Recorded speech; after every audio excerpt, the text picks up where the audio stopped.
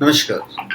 आप सबका हमारे चैनल ज्ञान द ट्रेजर पर स्वागत है। इस वीडियो में हम आपको बताएंगे कि आध्यात्मिक शक्तियाँ, त्याग, उत्साह किस तरह हमारे सफलता के द्वार को खोलता है। और आप कोई भी स्पिरिचुअल प्रोडक्ट omja.com या shivago.com से प्राप्त कर सकते हैं, जेन्युइन, ऑथेंटिक, लैब सर्टिफाइड और साथ में अभिमंत्रित भी। तो चलिए हम आपको बताते हैं। देखिए, स्वामी विवेकानंद कहते थे कि आत्म संघर्ष से साधारण परिस्थितियों में असाधारण परिणाम प्राप्त किए जा सकते हैं। तो रुको नहीं, थको नहीं। आसपास के लोगों की जीवन शैली पर जब आप करीब से नज़र डालते हैं तो आपको लगता है कि कुछ लोग हमेशा उत्साह के साथ बात करते हैं। वो जो कुछ भी कहते हैं उसके पीछे उनका आवेग प्रकट होता है। हालांकि स्थिति उत्तेजक नहीं हो सकती है, लेकिन इसकी प्रस्तुति हमेशा उत्तेजक होती है। कुछ व्यक्ति कुटिल होते हैं। आप उन्हें बताएं क्या शानदार माहौल है, वो कहेगा कि भले ही मौसम अच्छा हो फिर भी ठंड है। ऐसा व्यक्ति आपको हमेशा अस्वीकार करेगा, क्योंकि उसे किसी दूसरे व्यक्ति को उत्तर देने से पहले सोचने की आदत नहीं है। तो इसके प्रत्युत्तर में कही गई बातों का ही विरोध करने की प्रवृत्ति होती है। यदि आप किसी व्यक्ति, स्थिति, क्षेत्र या देश के बारे में बात करते हैं तो तुरंत आप में दोष ढूंढेगा। तो इन सब में सबसे हानिकारक उस व्यक्ति का व्यक्तित्व है जो एक सीमित, कमजोर और निलंबित जीवन जी रहा है। ऐसे व्यक्ति एक छूत की बीमारी की तरह होते हैं जो आपको लगातार कैद और संकीर्णता का जीवन दे रहे हैं। तेजस्वी युवा का उत्साह उसके संकल्प की शक्ति में समाहित होता है। युवाओं के उत्साह से ही राष्ट्र तेजस्वी बनता है। भारतवर्ष एक शताब्दी से भी अधिक समय से स्वामी विवेकानंद के जीवन से प्रेरणा ले रहा है। उम्र तो शरीर की होती है, उम्र का असर आत्मा पर नहीं होता है, तो नित्य नवीन है।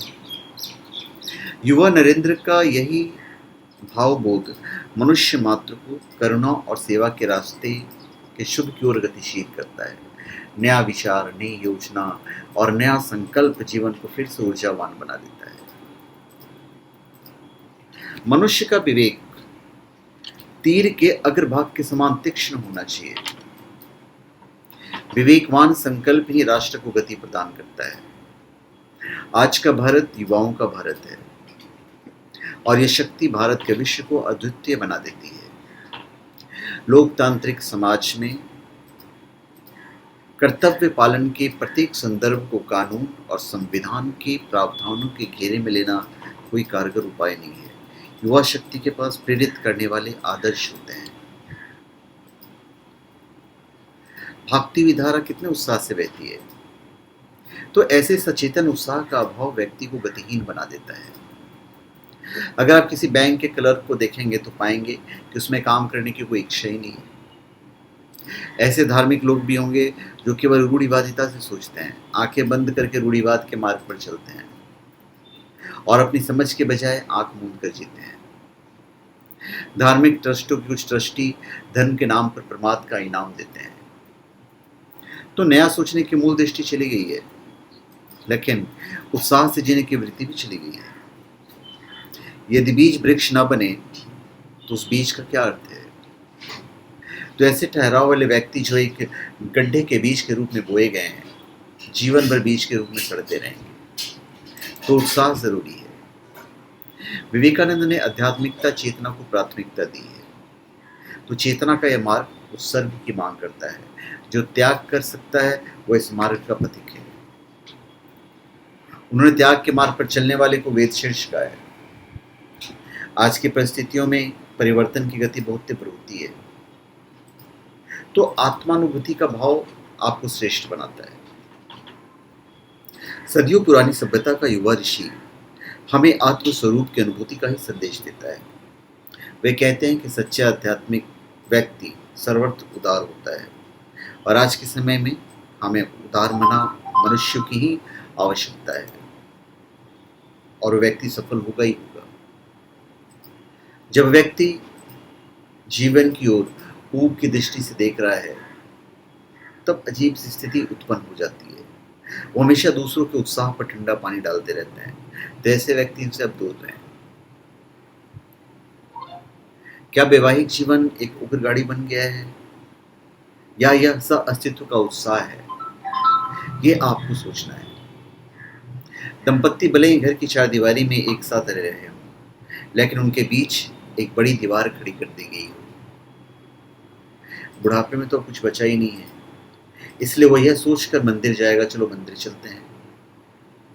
इसके अलावा अगर सर्दी थोड़ी ठंडी है, गर्मी थोड़ी गर्म है, या मानसून बूंदाबांदी है, तो मंदिर जाने से हिचकते हैं, यह सोचकर कि आज नहीं, हम कल जाएंगे। तो उत्साह कहाँ रह गया? तो उत्साह जरूरी है, प्लस दिशाहीन गति को पहचानना है। विवेकानंद के शब्दों में, अथक प्रयत्न करने वाला युवा हर युग की चुनौतियों का सामना कर सकता है। अप्रासंगिक विचार मस्तिष्क को पंगु बना देता है। तो उस युवा तपस्वी ने विचारों की जड़ता और आचरण के आलस्य को दूर करने का आह्वान किया है। बीमार शरीर में ना उत्साह होता है, ना त्याग होता है, ना ही विवेकपूर्ण निर्णय लेने का सामर्थ्य। तो तरक्की के रास्ते बंद हो जाते हैं। तो तरक्की करने के लिए उत्साह की जरूरत है, त्याग की जरूरत है, और आध्यात्मिकता की भी जरूरत है। अध्यात्म बहुत जरूरी है, जिसे आप अच्छे कर्म कह सकते हो। जब मंदिर जाते हैं तो एक पॉजिटिव एनर्जी लेकर आते हैं। त्याग जब हम करते हैं तो उसमें बहुत सारी चीज़ों का त्याग होता है। अन्न का त्याग होता है। अन्न का त्याग इन द सेंस, आप अपने हाथ से किसी को दान देते हैं, अन्न का दान देते हैं, मुद्रा की दान देते हैं। तो ये सारी चीज़ें आपको रिटर्न मिलता है, इसे आप त्याग के रूप में ले सकते हैं। तो धन्यवाद, आप सबका हमारे चैनल पर स्वागत है। आप हमारे चैनल पर सब्सक्राइब करें और अपने कमेंट दीजिए। धन्यवाद।